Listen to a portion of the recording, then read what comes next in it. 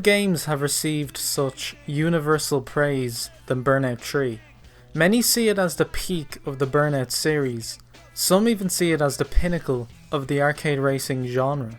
I will boldly go one step further and claim it is the best racing game of all time. Only the first and third Gran Turismos have a higher Metacritic score in the racing genre. In fact, it's so amazing that people who typically don't enjoy your average racer will happily experience Burnout 3. I'm sure you're wondering why, so let's take a look.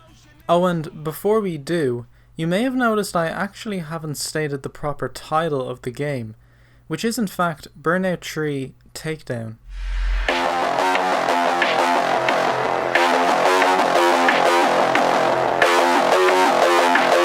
Burnout 3 has many game modes to offer. Eliminator for some reason cannot be played as a single event and is only accessible through the career. Race is, you guessed it, a race. Time Attack, surprisingly enough, is a time trial around the track. But hold up, what's this? Let me introduce Road Rage and Burnout 3's Takedown mechanic. Burnout is an exhilarating racer. Players travel at near 200-mile-an-hour speeds, avoiding traffic and slipstreaming their rivals. The game hurdles at a pace that is unmatched by most other racers. It is all-out adrenaline, but for developers Criterion Games, this wasn't enough. I'll let the game explain what was established. Okay, so earning boost is one thing, but to win, you need to steal it. Battle with your competitors by rubbing, slamming, shunting, and grinding with them. You'll get a quick boost fix and you can use it immediately to mix things up. If you want to take a bigger risk, try taking down your competition. Takedowns are when you wipe out one of your rivals, and if you do it, you'll grow your boost and fill it.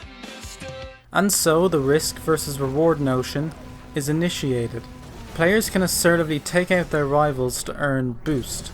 This enables the game to run at an insane speed, where reaction time is key. Boost is readily available, and this encourages a foot-to-the-floor, aggressive playstyle, which is where Road Rage comes in. A standard race in Burnout 3 consists of 5 AI and yourself battling for victory. Of course, you can take out your opponents, but they aren't always there to be taken out. Races, of course, result in the field spreading out after the initial frantic squabbling. However, in Road Rage, two crucial aspects are different. One, the goal is not to win the race, but to take out your opponents and achieve a high score, so to speak.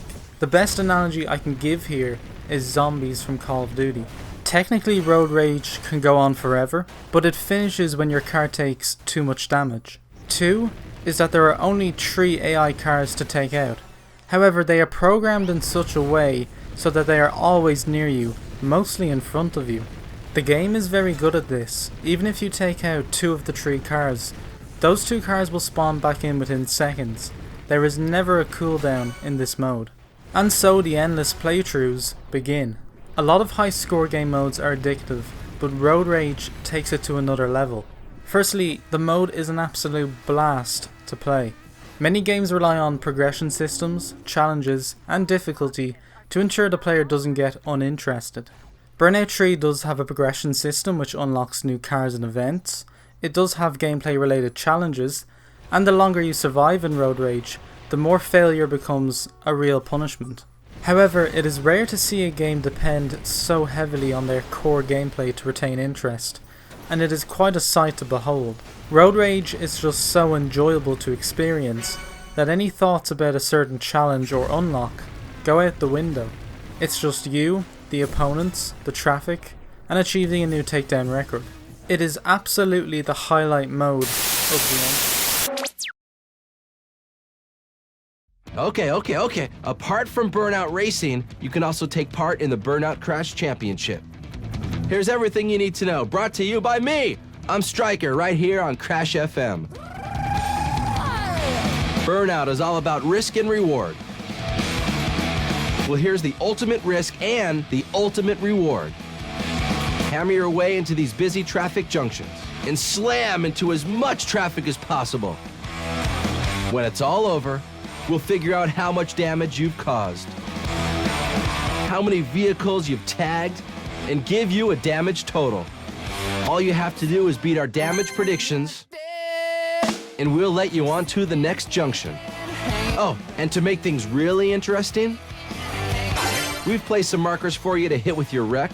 If you can tag them, we'll give you dollar increases or decreases. Criterion Games obviously thought that there simply wasn't enough destruction in Road Rage, and so they presented us with the ultimate playground, the crash mode. It's astonishing that this idea hasn't carried into other racers. I understand it may not fit the tone of some games, but Criterion had just inadvertently created a subgenre of racing, combining racing with puzzles. Each crash junction is unique and provides the player with multiple routes and options to take. As mentioned by the game, each junction also has pickups that can either increase, multiply, or decrease your eventual score. The multiply pickups in particular are crucial for success. Using their car and the scenario provided by the game, the player must carve out a path that leads to not just the destruction of multiple cars, but also the pickups that lie on the map.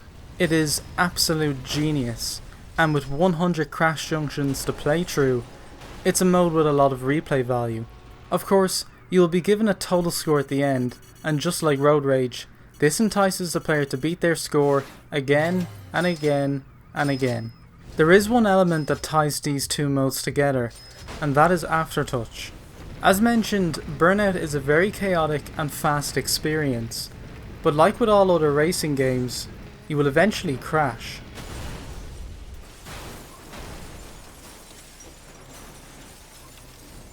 Crashing sucks. You sit there and watch your car get damaged and impatiently wait to respawn and get back to the action. Criterion saw this and came up with an idea to make crashing a part of the gameplay. When you crash in Burnout 3, you enter slow motion, a contrast to the action of standard gameplay. Here, and this is brilliant, you can actually steer your car. In Road Rage and standard races, this allows you to earn Aftertouch takedowns, and in Crash, it's used to steer the car towards traffic or a pickup. There are a few other features of Burnout 3 I want to discuss that result in it being such a fun experience. The career you partake in is a world tour, split into racing and crash events. It's structured beautifully, with players hopping between different modes, track variants, and cars. Every single car is earned through playing the game, some of which are very difficult to obtain, and it makes obtaining them feel extremely satisfying. The game brings its own authenticity. It has no licenses, but all the cars and locations are based off of real life counterparts. Speaking of licensing, the soundtrack in Burnout 3 consists of rock and metal music. Whilst this may not suit everyone's tastes, it absolutely fits with the gameplay, and it is one of the few soundtracks I don't turn off whilst playing. The controls of the cars are responsive, yet they feel just on the border of uncontrollable. Some of the supercars feel like you're constantly wrestling a bear, and it really helps to ensure that they feel like supercars.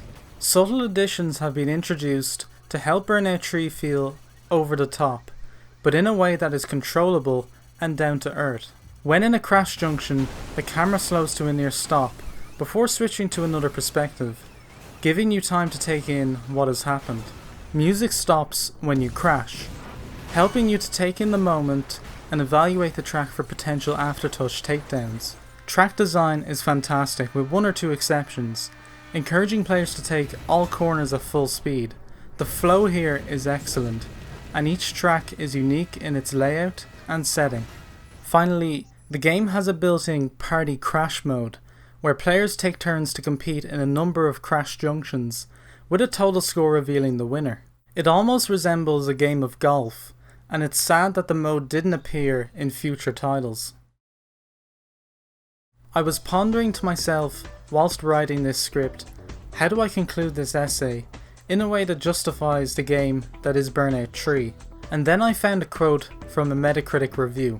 It reads as follows: Burnout 3 will remind you why you started playing games. Not because of the competition, or to enter into some 50-hour experience grinding session online, but because of an experience that constitutes such pure fun that it's impossible to stop a grin breaking out on your face.